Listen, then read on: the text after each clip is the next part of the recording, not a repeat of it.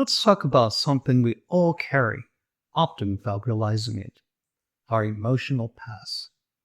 Life has a strange way of turning us into emotional hoarders.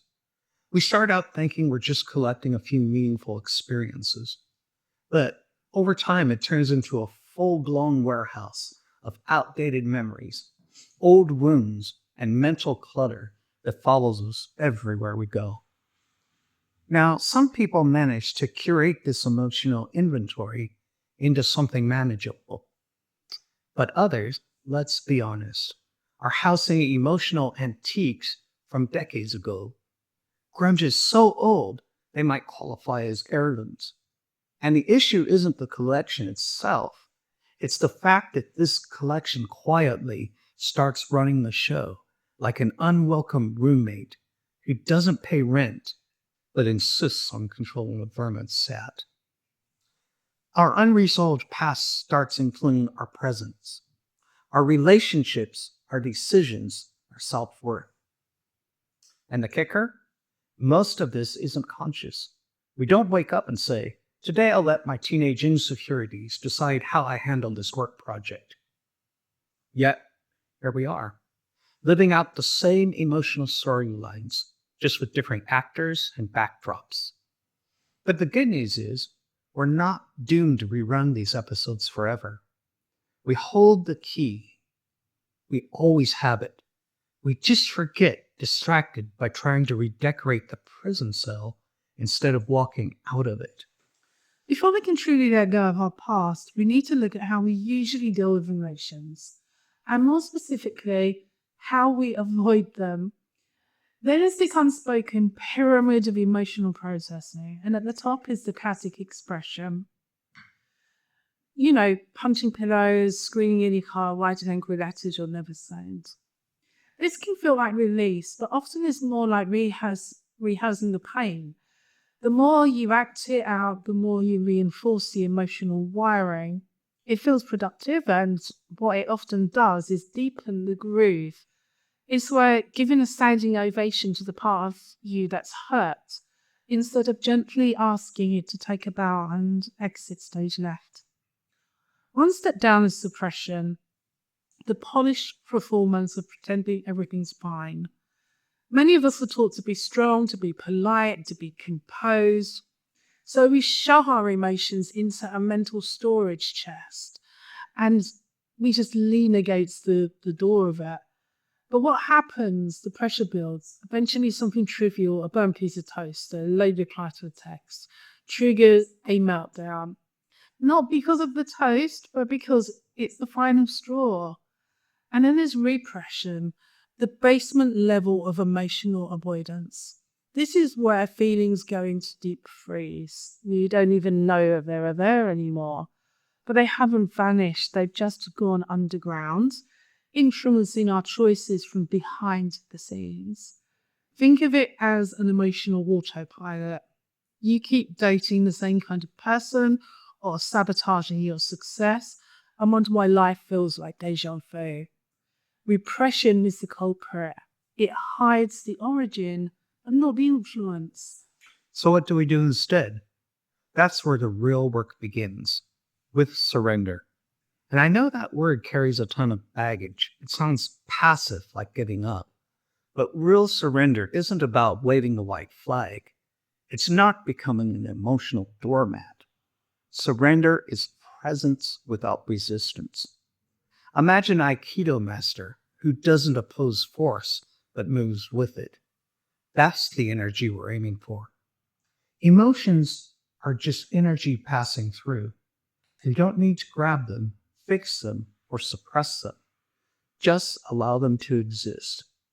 And that shift from resistance to permission is where transformation begins. Instead of labeling emotions as bad or dangerous, we start to see them as temporary weather patterns. They pass through if we stop arguing with clouds. Surrender is the space between the feeling and the reaction. In that space, we find power. We gain access to freedom that isn't dependent on everything being okay outside of us. It's a daily choice to pause, to allow, and to trust the process of release instead of control. And this brings us to two fundamental principles that change everything. First, external events are neutral. Really, that traffic jam, not frustrating in and of itself, that snide comment from your colleague, not inherently offensive. If those events caused emotions, then everyone stuck in traffic would feel the same thing. But they don't. One person is fuming, another is chilling with a podcast. Same event, different emotional response. Why? Because the trigger isn't the cause. It's just it's just a trigger. The emotion was already inside, waiting for something to set it off. When we get this, we stop blaming circumstances for our feelings. That is a massive shift. We start looking inward instead of outward. We stop trying to control the world and start cleaning up the internal clutter that keeps getting activated. Second, recognition over reaction. Most of us are like vending machines. Push button before and out pops anger, defensiveness, withdrawal. But with recognition, we insert a pause. We see the emotion rise and say, oh, there's sadness. Hello, anger, you're back. We don't need to fix it or overanalyze it. Just sit with it. Feel it in the body. Sit with it. And in that presence, the emotion naturally moves. Emotions that are fully felt don't linger. It's the resistance that keeps them around. Feeling without fixing is a radical act and an incredibly effective one. Now let's address something important. Tools like journaling, breathwork, affirmations are powerful, but they're not a substitute for processing emotion. Used with avoidance, they become polished distractions. We think we're healing, but we're sidestepping the real work. Visualization should help us expand our awareness, not escape the now. Affirmation should reflect inner truth, not plaster over discomfort. Journaling should bring clarity and intellectualize pain. The key is intention. We are using these tools to connect or to control, to fill or to bypass. True healing is about building enough internal safety that we don't need the outer world to behave a certain way for us to feel okay. That's where emotional strength lives. That's where freedom begins. Not about being perfect or always peaceful. It's about showing up for your experience fully, letting the waves move through you without needing to hold them back or surf them to perfection. And when we do that, when we release the old stories, the outdated labels, the hardened layers of protection, something powerful happens. We stop projecting the past onto the present. We stop assuming new relationships will end like the old ones. We stop filtering today's opportunities through yesterday's fears. Letting go isn't an end point, it's a practice, a moment-by-moment invitation to meet ourselves with gentleness, to choose curiosity instead of judgment, to stop dragging old baggage into new rooms. And the beauty of it, what we learned, we can unlearn. What we picked up, we can put down. Emotional labels aren't tattoos, they're just stickers. And when we start peeling them off, we don't become less of who we are. We become more available to joy, to love, to life itself. Letting go isn't about forgetting, it's about freeing ourselves to live now and not on repeat.